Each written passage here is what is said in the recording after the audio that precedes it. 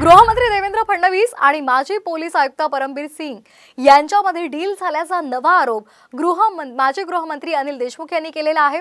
परमबीर सिंग या माझ्या सांगण्यावरून देशमुखांवर आरोप करतील का असा सवाल फडणवीसांनी केला होता आणि त्यालाच देशमुखांनी आज नवा आरोप करत उत्तर दिले।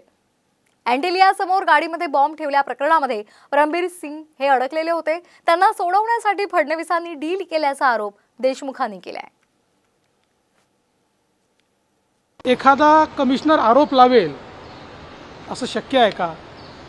त्याला स्वतःच्या नोकरीची काळजी आहे की नाही आहे?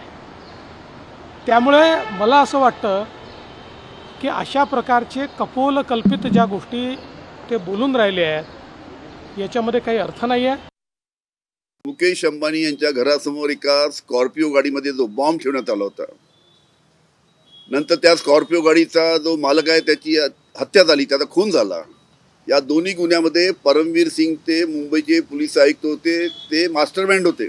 परमबीर सिंग त्यांना शरण गेले आणि देवेंद्र फडणवीसनी मग आमचं सरकार पडण्यासाठी त्यांना सांगितलं की ठीक आहे, आम्ही तुम्हाला मदत करू आणि मग तुम्ही पहिले अनिल देशमुखांवर आरोप लावा। अशा पद्धतीने त्या परमबीर सिंग आणि देवेंद्र फडणवीसचं डील झालं होतं।